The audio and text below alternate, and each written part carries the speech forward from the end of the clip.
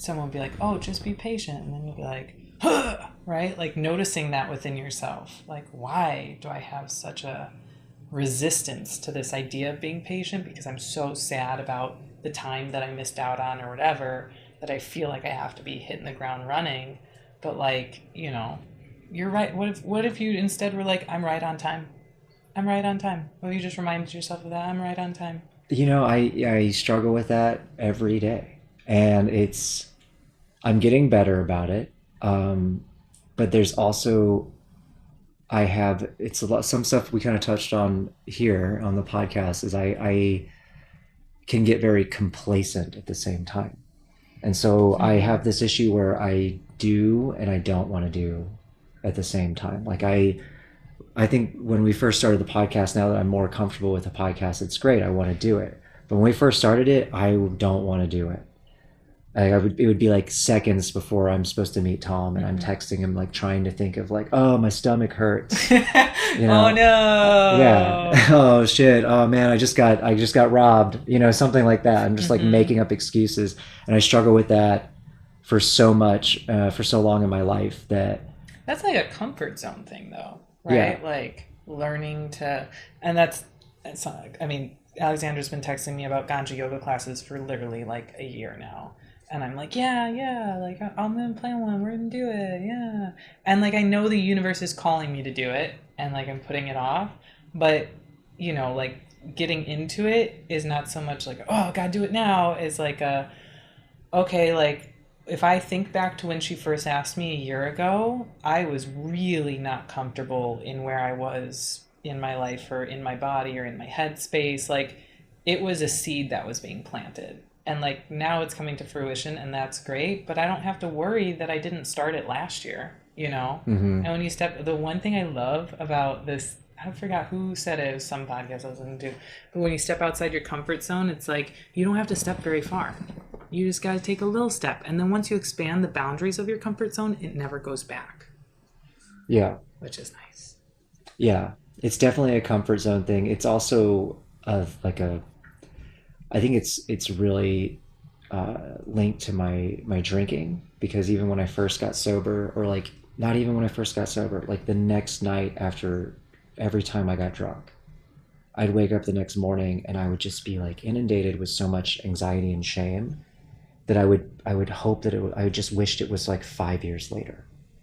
Like I was far away from that. And when I first got sober, I was just like, man, I don't want to do this. I wish that I had done, like, I wish I was 5 years from now, so that this is, you know, my sobriety 5 years ago. And I have built all these things and I did all this stuff, and I don't have to worry about it. And now I'm actually approaching 5 years of sobriety in November. And thank you. Thank you. There's other ones. There's that one. Oh, fun. Yeah. There's this one. We didn't pop that one Yeah, up. I feel like you guys should be popping that one in all the time. I know. Tom wasn't as funny as he usually is. Sorry, Tom. And I forgot. Oh, there's this one. Ooh, that's a harsh one. Yeah. We should just be like, welcome to functioning. I could also cue these up. But so yeah, in regarding my struggle with patience, I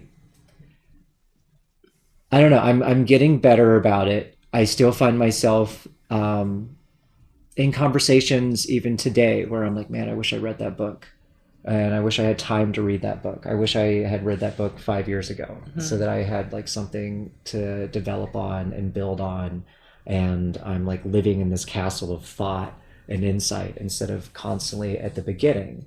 And I find myself very much at the beginning of things, like at a new start, and things like that, and it's exhausting. I want it like an established. Yeah, but there will always be a new start. I know, but it's still exhausting. Yeah, that's fair. And so, you know, I think a lot of the conversations I've had with Tom, a lot of the conversations I've had with you, and like being in your class, and the fact that now that these concerns are out there in the world, and now I have other people talking to me about patience. Like my therapist was just like going from point to point from the last podcast we had where we talked about patience a lot, right, Tom? Um, I'm getting better about it. I just feel like it's so integral to the Tao. I know. But also, what if I could control time? Like an Isn't that what X-Man. we're always trying to do? I'm gonna maximize my time. I'm gonna, whatever. No. I remember when I first got sober, when I was 26, I made a schedule, a daily schedule, where every minute of my day was contributed towards like trying to get something back. And I was like, from 8 to 9, I'm going to do this. And like even meditating was on there. And I probably kept up with, and I had reminders that would remind me like every 15 minutes. I probably kept up with it for like not even a week because I would spend hours and hours just watching TV or like Yeah. sitting around, and then I would get drunk and spend hours and hours doing the same. But I wanted to be an illustrator. I wanted to do this. I want to do everything, but all that stuff takes discipline. It takes time. It takes patience. It takes focus, which I also have ADHD. So that's like, that was hard. And then, getting my ADHD diagnosed, there's this whole time kind of aspect where it's like, oh, this, like you were saying, like it really only took that one small step, but I just couldn't do that. And so now that I've done it, I'm like, there's a lot of just like, fuck, if there's some way I could like get there faster. And there isn't. No, and it's I'm not trying to really come about going fast, because if you, again, like we've been talking about, you go too fast, you try to keep going all the time, you're going to just burn yourself out. Yeah, that's why it's Right. too fast, too furious. Yeah, because you get mad. There you go. There you go. Yeah, but that patience part is like, go ahead. Oh no, I think it's just like really important to go back to what Aisha's been saying the whole time, where like what you made me think of during the podcast was like the trees know what they're doing and all this, but then thinking about when we over harvest trees or when we over harvest what they yield, when we're trying to get too much out of them when that they naturally produce, then they eventually they just can't produce it ever again. We over harvest them into extinction. And what you're talking about, what it makes me think of when you talk about how you want to get this done, I appreciate where you're coming from, because I feel similarly. But you'll almost over harvest. It's kind of like remember when you would like write jokes and you thought, this is good, I have to go on stage right now and do this, but you never take your time to really work out the joke. You don't really have, you don't stretch it, you don't look at it from different angles, you're not really trying to have patience with it, you're just trying to get it out there as fast as you can. I know that you're talking about my cat with two thumbs joke. I know you enough to know that you're distinctly talking, because you talked to me about that when I did that joke. Or are you talking about my fire crotch joke? Because you did tell me never to bring that up again. But go ahead, sorry. But eventually, like it's just trying to pull.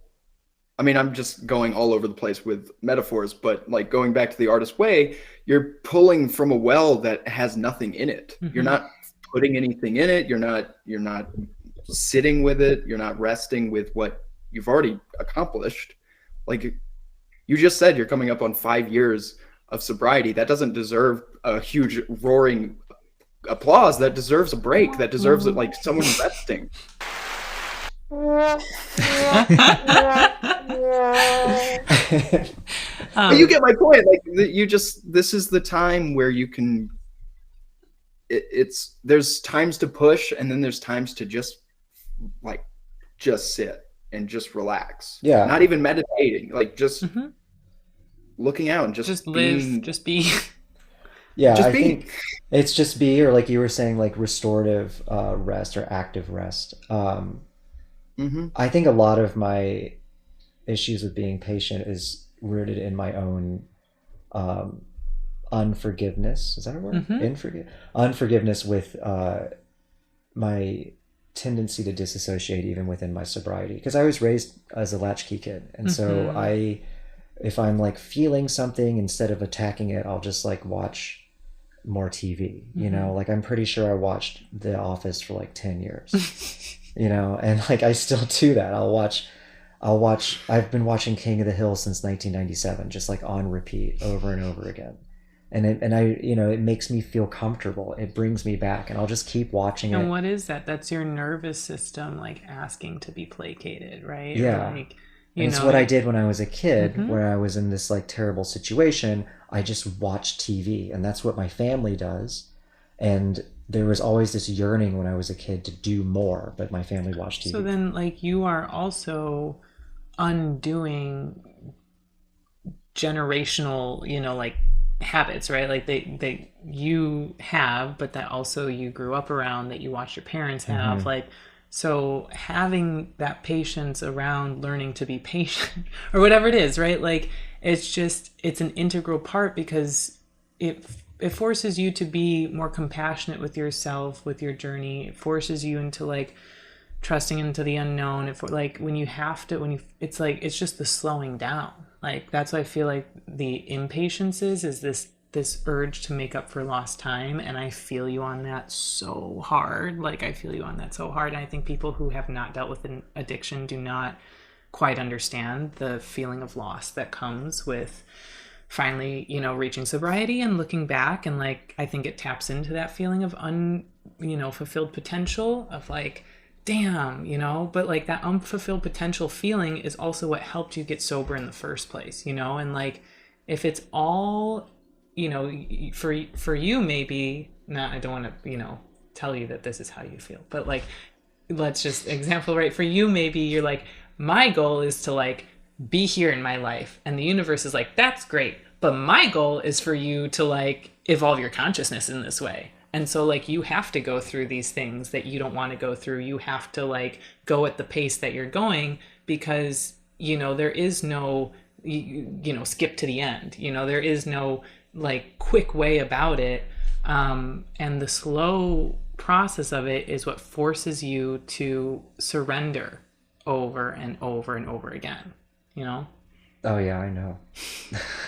No choice, you gotta surrender.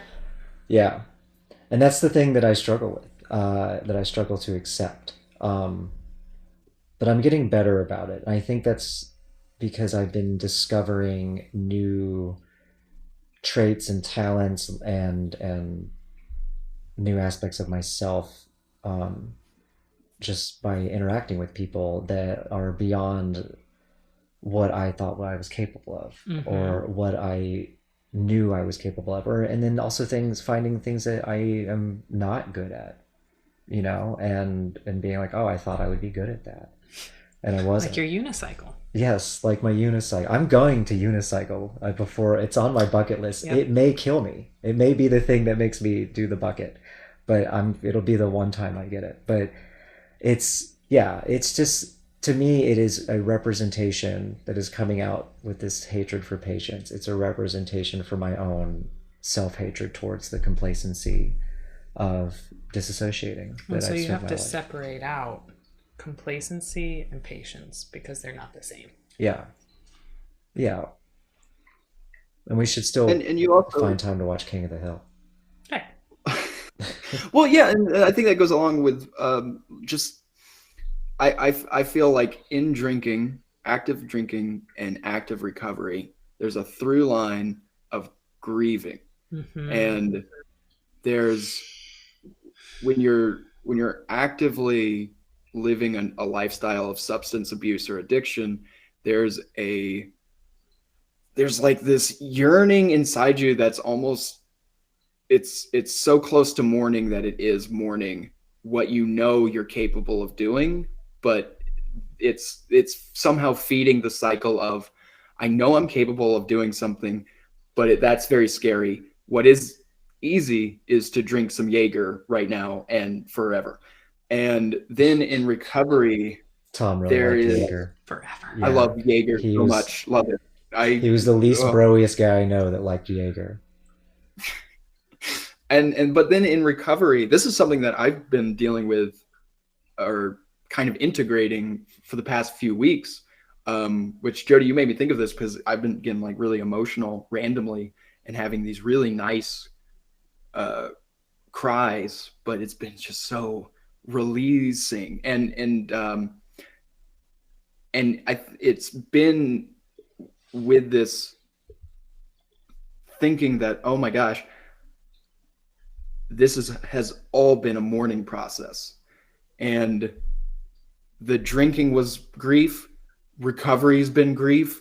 It's getting comfortable with dying to the self every day and being able to be reborn in that place of surrender every day, every minute, every second, and just living with that dying and reborn. And I feel like people want to rush grief. And at least in my experience with people that I've been close with who have lost like a loved one, a parent, something, and they really, really want to disassociate and or rush through whatever this process is. And what has kind of crystallized in my mind the past couple of weeks has just been this idea, like, even if you don't think that you're grieving, like you can't just, it's just a part of your life. It becomes a part of your reality and it just never ends. Yeah. Yeah. Yeah. I think for me, the big thing is that, and this has been a huge shift in the last like month or so in my way of thinking, is that you guys keep saying surrender. I love that word. I know. I can't use it when I volunteer in the jails, but I do love that word so much.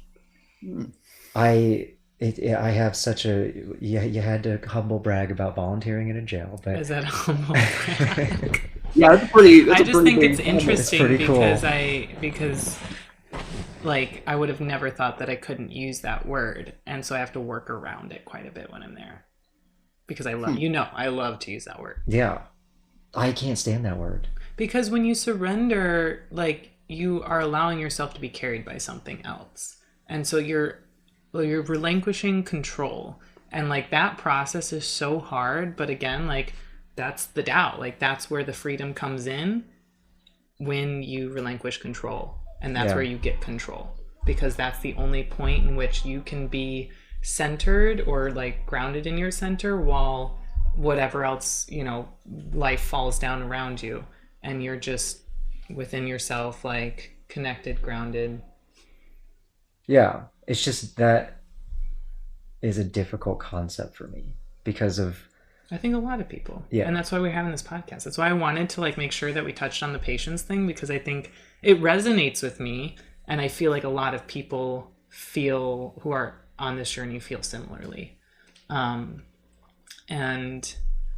again, that just comes back to this expectation you have for yourself around what you're capable of, where you should be, what you want your life to look like, which is all well and good if you're using it as a way to kind of like motivate a little bit, but becomes really dangerous when you're holding on too tightly, and then you can't just let yourself be where you are. Yeah.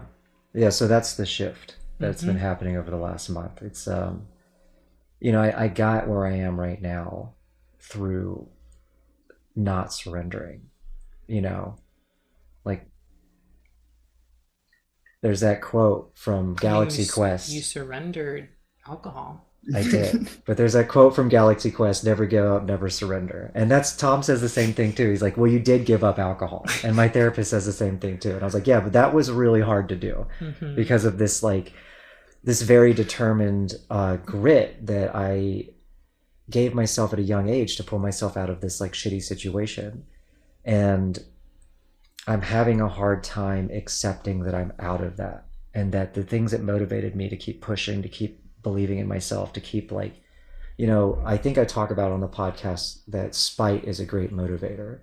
But see, these all feel like, and it's like not the negative things, right? What am I pushing away? What are the things I'm holding on to that's gonna like motivate me to like move forward? Like it feels like very I don't want to say like militaristic, but like, you know, like having a sergeant yelling at you. You're Yes, like, it well, is obviously militaristic. yes, That's where I got it from. right. Yeah. That's obviously going to motivate you, but instead to be like, what feels good, instead of like trying to push things away. Like, what do I invite in? What feels good?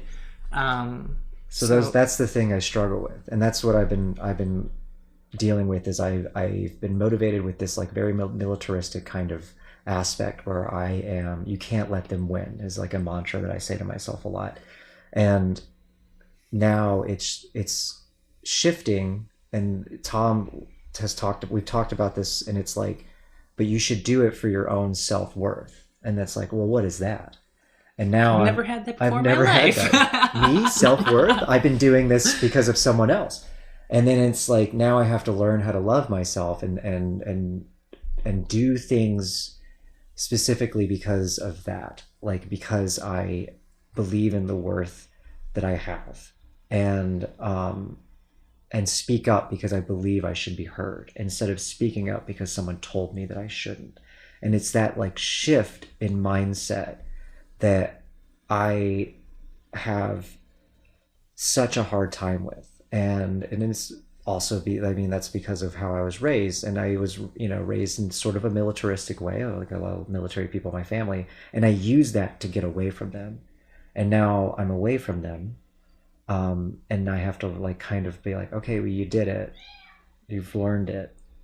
Now you can do something else, but you got to change your motivations because it's taken me as far as it's going to go. Well, and it's exhausting and it's depleting. Yeah. I mean, you do have to crack the whip a little, especially if you have ADHD, right? Like, yeah, like you got to just be like, all right, just go. Like that's the hardest thing I've noticed is just like starting, and then once I start it, I'm like, oh my god, it's so much fun. Like I don't want to stop it. But just like, yeah, you do have to crack the whip a little bit, but just to make sure that it's not. Like, the more that you come from that place of like harsh, like forcing, like have to, instead of like soft, I get to, what do I want to cultivate instead of like, what do I have to do?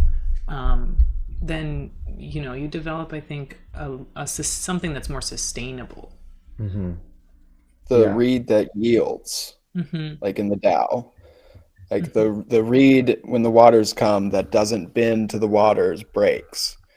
So it's like surrender as resistance. It's you're giving in to what's coming, and you're not losing yourself in it. Mm-hmm. But what if that reed was just tougher than the other reeds? It's just better. It's just it has more American grit, Well, like, dude, you got away from your family, but it sounds like your family's like still in here. I know. So listen, you did that last time, and I love it. I think we should do more snapping. I'm like, in the podcast. Is that going to even read as a snap in the podcast? I'm like, what is that? I know this. The things you guys are telling me, my therapist has already told me time and time again. And it's like. When I let go of that, there's a part of me that's like, okay, but then what do I have? And then I'm still like, even I had a competition last weekend, and there was a point in the competition where I knew I lost. I could have turned the fight around if I had shown a little bit more aggression and a little bit more force, and I didn't. And it wasn't that I couldn't. It was that I found that it was because I just didn't have it in me. So then you couldn't. Because I did. Well, no, like I didn't believe that I could because I didn't have like the worth of myself to do it. So my motivations were off. Mm-hmm. And so that was like a big wake up call to me. It was about like, there's always been this sort of missing aspect. And I think that it's a lot about self-worth and about like how I see myself and how I believe in myself and why I'm doing some of these things, if it's for myself or if it's for other reasons. And so now I've been sort of going down that avenue of just saying like, how do I approach that from aggression or like a yang point of view? Like, like I was Googling like how to be more aggressive. Honestly, because it's a thing that comes up in jiu-jitsu all the time. Did they tell you to like take steroids? No, I found this thing that was like it was like some like summer camp for kids who were about to go to boot camp. It was Oh, like some to like ROTC summer camp. toughen them up. Toughen them up. Oh boy. And it was like, if you want to get more aggressive, believe, like, pretend like you're protecting something behind you. It's not about like attacking someone. It's about like this person's coming for something that you love. And I was like, well, what is that? What do I got? I mean, I got my podcast. Oh, Jody, don't. I don't. And it was oh, like, he was like your family. And I was like, well, I don't got that. You know what I mean? And it was just like, and so, but it's about like worth. It's about belief. It's like believing in, like, I need to protect myself, which isn't something I normally did. Right. And so, like, that's why I drank so much. I didn't believe that I was worth protecting of myself, and no one protected me. And so it's like learning how to do that in a soft way and in a hard way. And I think that's like the core issue, and my core issue with patience is that I have to learn where I'm at, and that I'm worth putting in the work for. And I'd much rather be 5 years from now when I have already done that. I don't want to do it, but I I'm still sure have to do it. 5 years from now you'll be like, damn, I wish it was 5 years from now. And then all of a sudden, you know, it's 60 years from now, and like you're like, oh, I just wished my whole life away instead of enjoying the present moment that I had. Yeah, and I'll be 90. There's the Latin that the word belief comes from. It's like a verb. There's a few different places that it comes from, but there's a Latin credo, which in its verb form means to belove. And I've been thinking about that in the past week or so. And I think it relates directly back to you, Jody, because it's just, if you believe in yourself, you are beloving yourself. You are holding yourself to not a standard, but you are holding yourself in affection. You are holding yourself as something that is worthy of love. And no one can do that for you. Only you can do that. Yeah. Yes. I don't know how. That's the issue. Well, that's the hard Right. part. That's the hard If you part. didn't grow up in that kind of environment, and then someone comes up to you and is like, well, you just gotta love yourself. You're like, well, fuck, like I've never had that modeled for me. Like I've never had, you know, like, yeah, that's hard. That like having that model, that's the thing, right? Like, if I don't know your upbringing, Asia, but with like the addicts that I've talked to, just palling around, there it's been it's been a consistent. We're changing the name of the podcast, Palling Around with Addicts.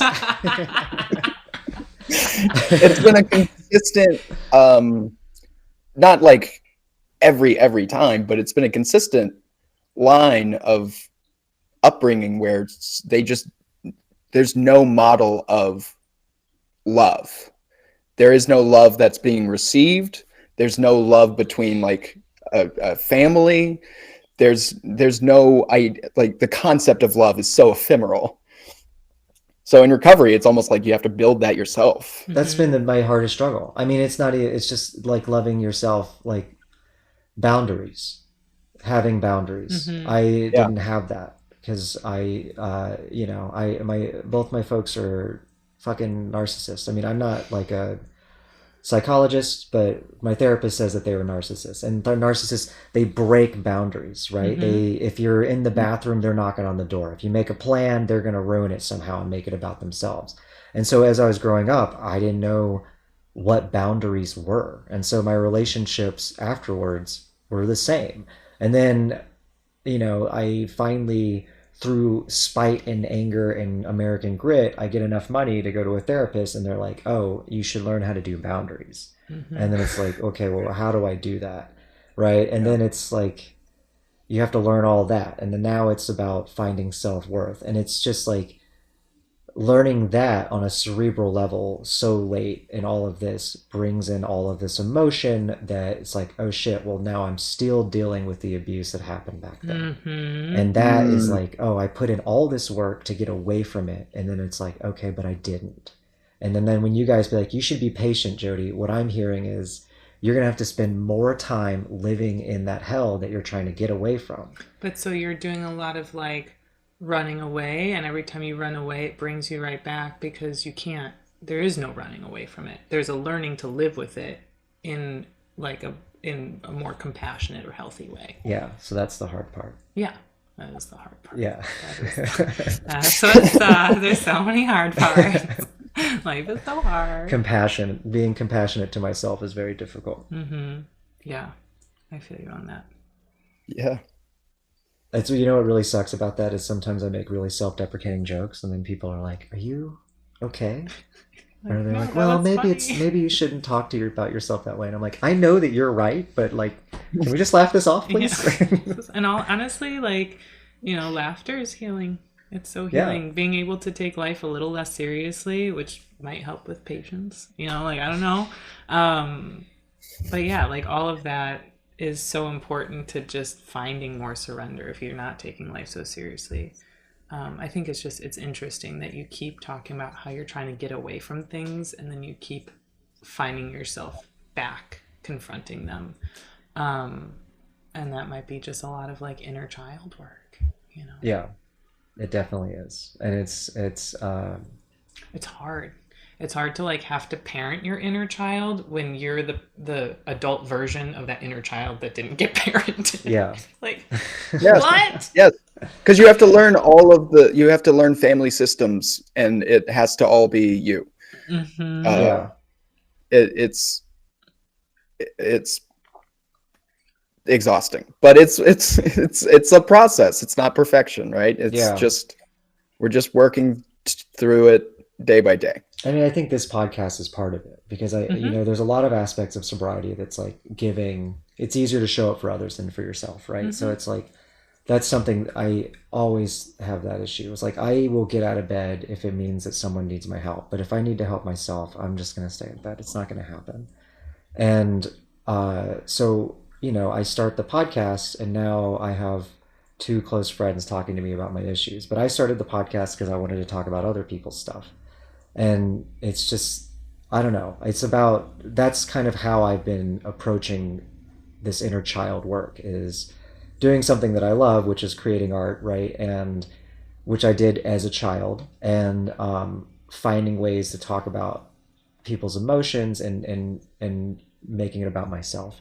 No, but I've also been like, I teach like, I've been trying to get more around kids, which sounds weird out of context, but I've been teaching like jujitsu on Saturday mornings. I teach the kids class and stuff like that, just so that I'm around a more wholesome situation, less of an adult situation where things are a little bit more performative than they should be, and also just trying to surround myself with more authentic people. Who Love those 8-year-olds. They're the most authentic. They're so authentic, yeah.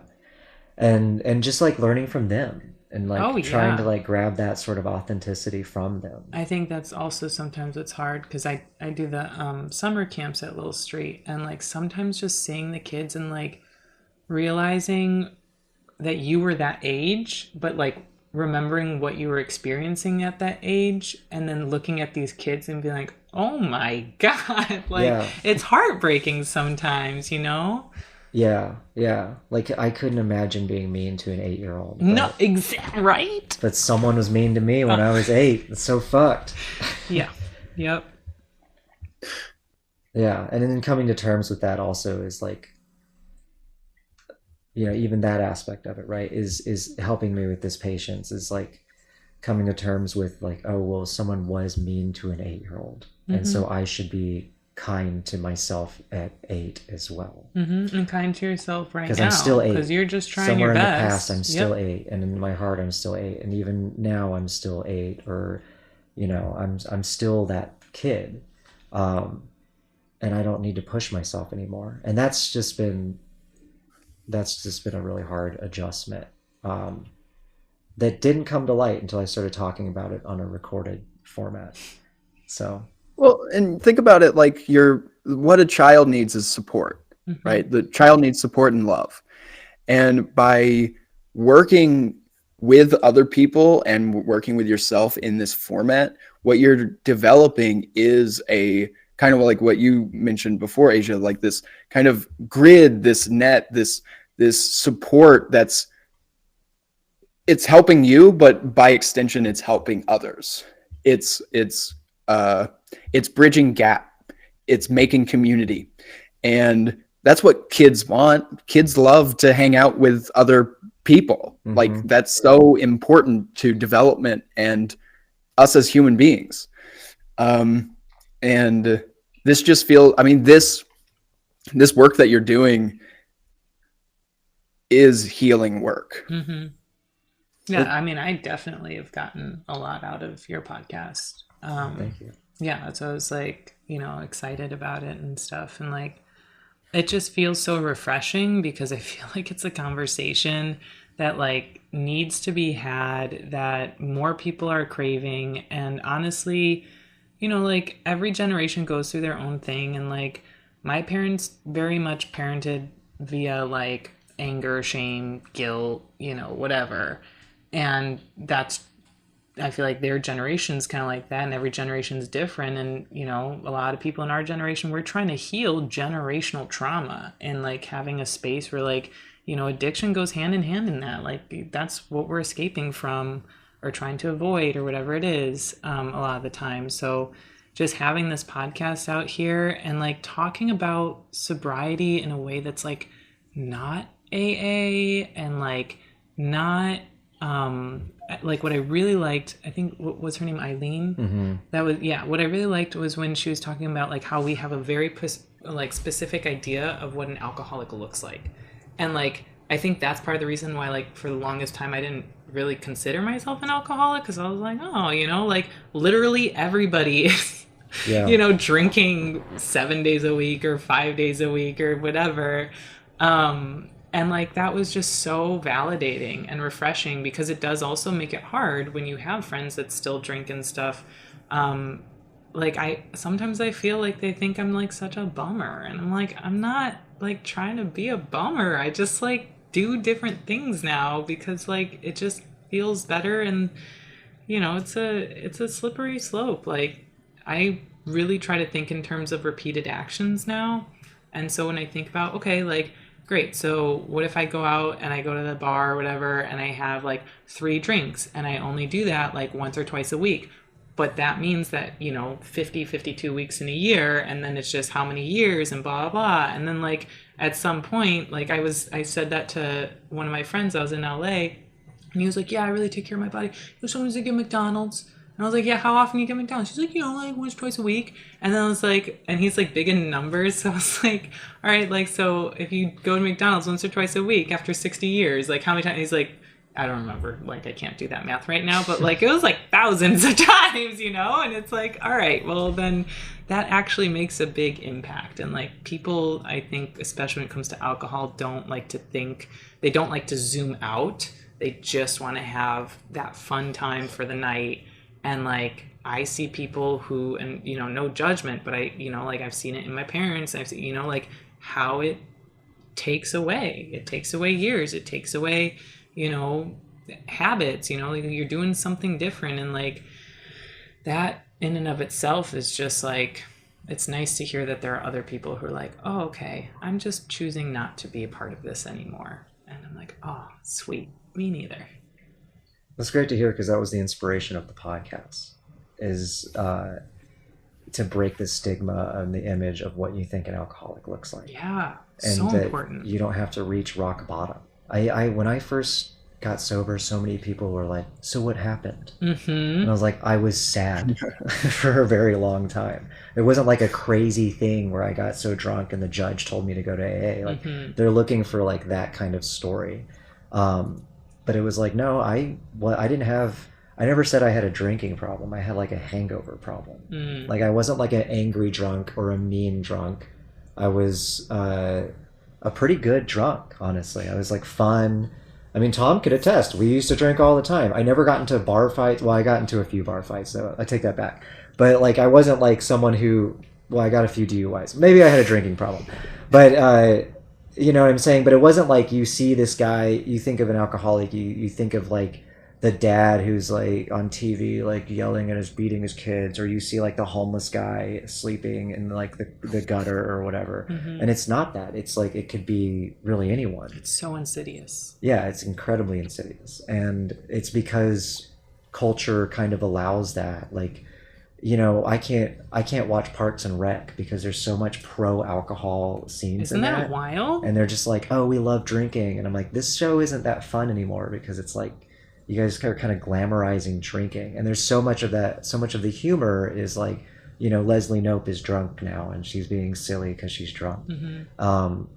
And I just don't, that's like part of the culture, you know what I mean? And it's just like, I feel that as a culture we're getting away from that, but I still think that that like image is deeply embedded in our minds, and I would love to just have some way to break it. And And you're doing it. yeah, offer a place for people like us to talk about it. And also, like, there's that whole AA aspect, like the whole California sober thing is so great because I didn't go to AA because I'd be high. Well, and Bill Wilson was a big proponent of psychedelics. LSD, you know. yeah, he Yeah. was super into it. Yeah. But yeah, I've been back to the original question. I've been working on my patience. I mean, we've been recording this podcast for 3 hours. If anything, that's Patience. so, I'm so patient right now. Have we? Oh my god, it's 6:17. Sorry. Um, I just feel like I just love this conversation. I just don't want it to end, but I know it has to end. So I mean, it doesn't. We can keep going. I think I have 4 hours of recording on here. 4 whole hours. I mean, we don't even have to record it all. I was just like enjoying, you Yeah. know, like having people that are on the same page that don't just treat it as like I don't know. It's like you know, if you haven't quit alcohol, and that's the thing that I think is really interesting about addicts too, is like when you go through the process of detoxing your body from something, whatever it is, alcohol, screen time, you know, changing your diet, eliminating this, that, whatever, you notice how that has a really deep effect on how you physically feel, which then, you know, obviously changes, you know, your mental space and everything. And like, so when people are complacent or like comfortable in where they are, they just don't want to do that, you know? They don't understand that there's something else out there. It feels so much better. Yeah, they just have to take that first step. That's the hardest. It's the hardest one. But like I said, it's not that big of a step. Yeah. Little baby When you steps. step outside, Really, the It hardest will- is the other step after that. And then, well, then there's also the step after that. That's pretty difficult. Not the step after that. And don't forget the And I next haven't step. smoked a cigarette in 784 days. And 3.5 hours. Yeah. Cool. Yeah. Fine. Is this a bonus episode? I don't know. this if we had a Patreon, this would be perfect for a Patreon. But yeah, Okay. I think we have we have 3 podcasts now. And do you Because of have the time. content for your school? Yeah. Oh, thank you for asking. We're good. Okay, great. Yeah, I think we nailed it. I appreciate y'all knocking it out of the park for me. You're welcome. Well, this has been Pallet Around with Addicts. Oh yeah, thank you all for being here, palling around.